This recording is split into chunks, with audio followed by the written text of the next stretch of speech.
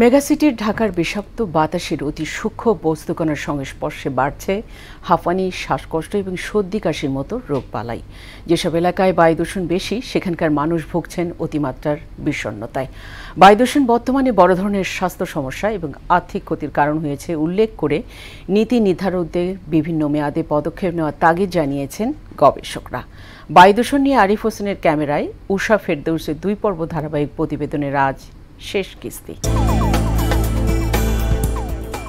বিশ্ব স্বাস্থ্য সংস্থার নির্ধারিত মাত্রা থেকে 1% দূষণ বাড়লে বিষণ্ণতায় ভোগা মানুষের সংখ্যা 20 গুণ বেড়ে যায়। অথচ শীতকালে ঢাকার বাতাস সহনীয় মাত্রার তুলনায় অন্তত 16 গুণ বেশি দূষিত থাকে।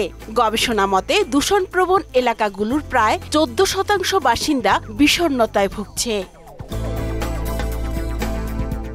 ঢাকার বাতাসে যেসব ক্ষতিকর পদার্থ আছে তার মধ্যে অন্যতম অতিরিক্ত সীসা, মাইক্রোপ্লাস্টিক এবং ভারী ধাতু। মাথা ব্যথা, কান ব্যথায় ভুগতেছি ধুলাবালির কারণে। এই ধুলাবালিতে অনেক অসুস্থ হয়ে পড়ছিলাম, প্রায় 10-12 দিন চিকিৎসা করছিলাম। কলকারখানা বা লোকাল যানবাহন এগুলো তো আমরা বাদ দিতে পারবো না, কিন্তু অবশ্যই আমাদের এগুলোর বিকল্প প্রতিকার করা লাগবে।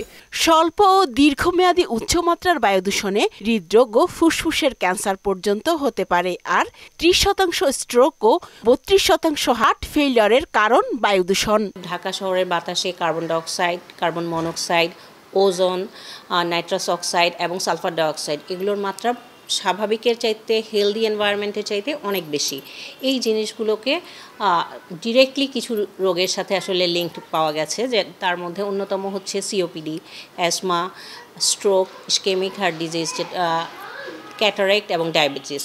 প্রায় 1/3 অ্যাজমার মূল কারণ বাতাসের অতি সূক্ষ্ম বস্তুকণা। গবেষণায় সম্প্রতি ডায়রিয়া ও কলেরার মতো পানিবাহিত কিছু রোগও বায়ুদূষণের কারণে হয়ে থাকে বলে প্রমাণিত হয়েছে। প্রত্যেকটা গ্রিনহাউস গ্যাসের ইম্প্যাক্টটা আমাদের সরাসরি হেলথের উপর আছে। এখন সবচেয়ে একটা অন্যতম হলো রেসপিরেটরি, যেটা ব্রিথিং প্রবলেম।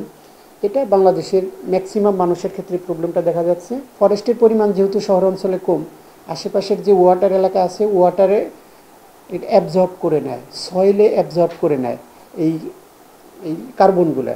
কিন্তু যেহেতু আমার সয়েলের পরিমাণ কম ঢাকা শহরে, তারপরে ওয়াটার বডিসের পরিমাণ কম, তাহলে কোথায় যাবে?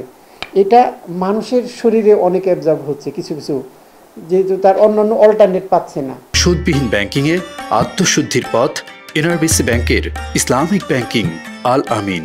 ঢাকার বাতাসে অতি সূক্ষ্ম পদার্থ স্বাভাবিকের চেয়ে 5 গুণ বেশি ভেসে বেড়াচ্ছে। বিশেষজ্ঞরা বলছেন নীতি নির্ধারকের উদাসীনতায় পরিস্থিতি কেবল অবনতির দিকে যাচ্ছে। উষা ফেরদৌস, মোহনা সংবাদ, ঢাকা।